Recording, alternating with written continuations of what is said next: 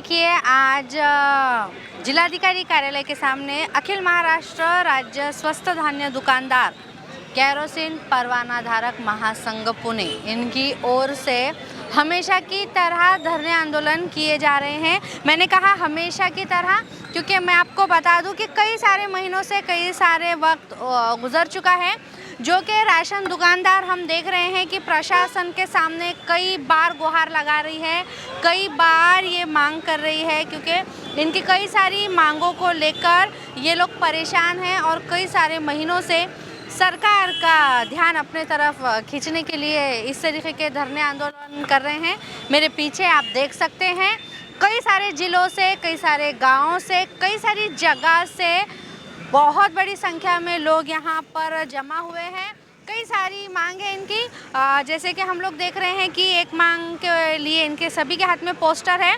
50,000 रुपये महीना का इनका जो कमीशन की जो इनकी मांग है वो आज हम लोग सभी के हाथ में देख रहे हैं कि महीना 50,000 ये लोगों को चाहिए कमीशन के तौर पर, क्योंकि जैसे कि ये लोग हमेशा ही बता रहे हैं कि इनका होने वाला जो कमीशन है, जो मिलने वाला कमीशन है और बहुत सारी मांग है इनकी, ये सब इन्हें नहीं भा रहा है, इन्हें ये सब इससे इन्हें नहीं कुछ फ़ायदा हो रहा है। इसी के चलते आज यहाँ पर जिलाधिकारी कार्यालय के सामने बहुत बड़ी संख्या में धरने आंदोलन किए जा रहे हैं। आइए बात करते हैं, इस महासंघ के अध्यक्ष हैं मेरे साथ DN पाटिल। देखिए कई सारे महीनों से हम लोग देख रहे हैं जैसे कि स्वस्थ धान्य दुकानदार महासंघ के अध्यक्ष है DN पाटिल जी कई सारे सालों से मेहनत कर रहे हैं कि सभी राशन दुकानदार का हक इन्हें मिले। जैसे कि आप मेरे पीछे देख सकते हैं गांव-गांव से, ज़िले-ज़िले से लोग यहाँ पर आए हुए हैं। मैं आपको बता दूँ पूरे महाराष्ट्र में ये लोग आंदोलन कर रहे हैं क्योंकि इनकी कई सारी मांग है। हम लोग देख रहे हैं बार बार ये लोग सरकार के सामने अपनी मांग रखने के लिए इस तरीके से जुड़ रहे हैं। वक्त निकाल कर दूर दूर से लोग यहाँ पर आ रहे हैं। DN पाटिल जी के अध्यक्ष के नीचे यहाँ पर ये सब काम हो रहा है। कई सारे महीनों से ये लोग अपनी मांग सरकार के सामने बार बार रख रहे हैं, आंदोलन कर रहे हैं। आइए बात करते हैं, अध्यक्ष है मेरे साथ DN पाटिल जी। क्या कहना चाहेंगे सर, कई सारे महीनों से आप ये कर रहे हैं लेकिन सरकार की तरफ से आपको कोई भी मदद नहीं मिल रही है? हमने हमारे डिमांड को लेकर 1 महीना पहले हमने 9 तारीख को एक पत्रकार पैसे लिए थे होटल मोदक के अंदर, और ऐसे पत्रकार पैसे पूरे महाराष्ट्र के अंदर हो चुकी थी। अखिल महाराष्ट्र स्वस्थ धान्य दुकानदार महासंघ के तरफ से हमने इनको इंटीमेशन देने के बाद में भी आज तक उन्होंने हमारी डिमांड के तरफ कोई ख्याल नहीं किए, ना हमारी बैठक उन्होंने आयोजित की है। हमारा ये कहना है कि आज का जो आंदोलन ये शुरू हो रहा है, जितने भी आज यहाँ बैठे हुए छत्रपति संभाजीनगर, ये एक ही जिला आंदोलन नहीं हो रहा है, ये पूरे महाराष्ट्र के अंदर ये आंदोलन पूरे कलेक्टर ऑफिस के सामने हो रहा है। वैसे ही आंदोलन आज यहाँ पे सवेरे 11 बजे से हम दोपहर में 3 बजे तक हमारा आंदोलन चालू रहेगा। 2 बजे हमको निवेदन लेके कलेक्टर साहब का हमारे को न्योता आया हुआ है, हम 2 बजे जाके हमको 16 डिमांड को लेके हम जो है तो वहाँ पे देने वाले। अब जो 16 डिमांड के जो है ये देखिए, ये पूरे के ये जो डिमांड के ऊपर है जो कि जो उनके हाथ के ऊपर 1 2 3 4 5 6 7 ये 7 पेज के ऊपर पूरे हमारे डिमांड इनकी है, जो हमारे महिला बंधे लोग लिखे हुए उनके ऊपर उनके हाथ पे दिए हुए। यही डिमांड हम कलेक्टर ऑफिस के अंदर इमेज देने वाले।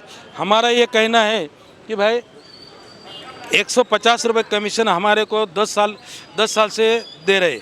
अब 10 साल के अंदर आप ही सोचो, आप तो पत्रकार है, आप तो पब्लिक के अंदर काम करते हैं, वैसे हम भी जनते का काम करता है।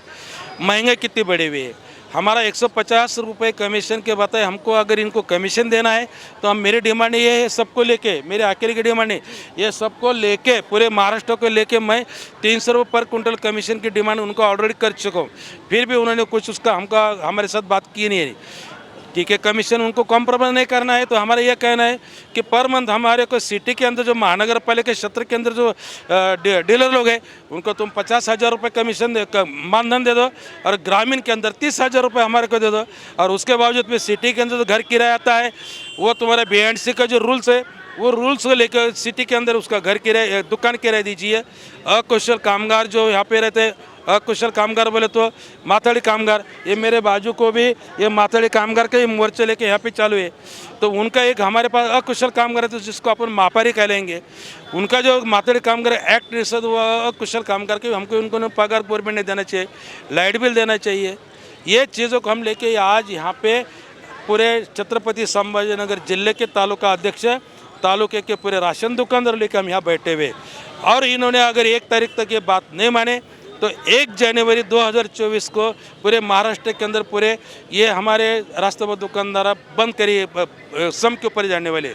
सम के ऊपर जाने के बाद में हम जो गरीब लोगों को अनाज देते हैं, जो लाभार्थी को अनाज देते हैं, उनको तकलीफ होने वाली है, ज़रूर तकलीफ होने वाली है, क्योंकि वो अनाज हम देते जब भी उनकी चूल्हा जलता है, वो हमारे सम की ओर से उनकी जो तकलीफ है उससे हम ये महाराष्ट्र संगठन, मैं राज्य अध्यक्ष उनके पहले मैं सबसे पहले माफ़ी मांगूंगा कि हमारे वजह से आपको तकलीफ जरूर होने वाली, लेकिन हमारा भी जो हक का मामला है वो हक के हिसाब से हम लड़ना चाहते हैं।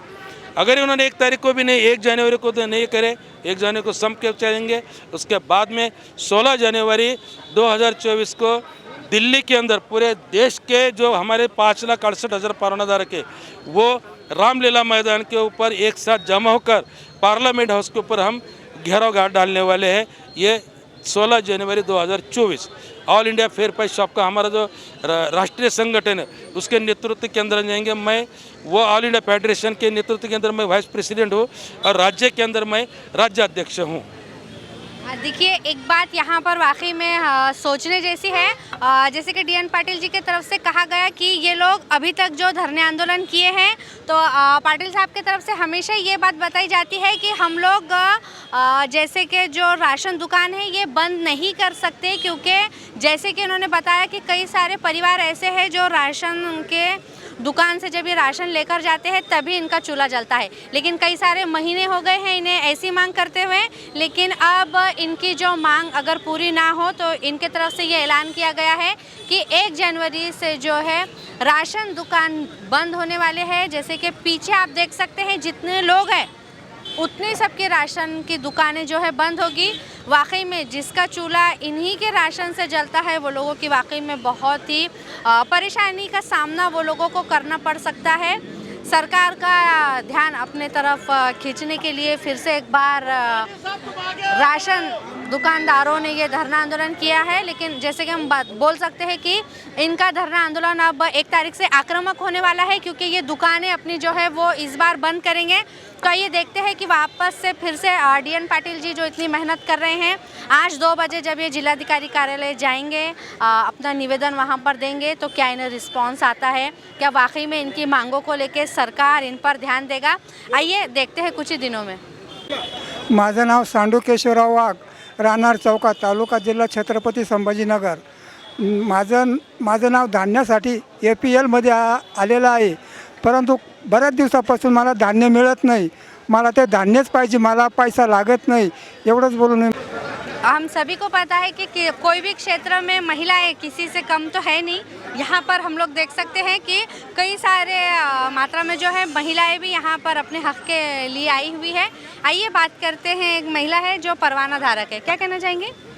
रेशन दुकानदार आहेत, पण शासन झोपेचं सोंग घेऊन कमिशन देखील वाढवत नाही आणि मानधन देखील मानधन देखील देत नाही। आज आपली स्वस्त धान्य दुकानदाराची हीच मागणी आहे की आम्हाला 50,000 रुपये मानधन दिले पाहिजे। नमस्कार, मी हिराताई वायकोस, गंधेश्वर राशन दुकानदार। आणि ज्या वेळेस आम्ही राशनवर धान्य वाटप करतो त्यावेळेस आम्हाला फार अडचण येते, कारण की आमच्या ज्या 50 किलोच्या ऐवजी आम्हाला 47 किलो धान्य मिळतं आणि जे शेतकरी वर्गाचं धान्य कमी केलेलं आहे तर ते शेतकरी सांगतात की आम्हाला पैसा नको, आम्हाला परिपूर्ण धान्यच द्या। माझं नाव उषा रमेश चौधरी, मी तिसगाव दुकानदार।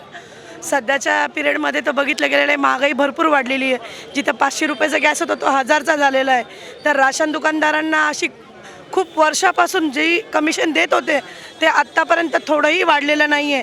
तर आम्हाला कमिशन असल्या प्रकारे आम्हाला प्रत्येक महिन्याला 50,000 रुपये महिना बांधून देण्यात यावा, आमची एवढीच माग।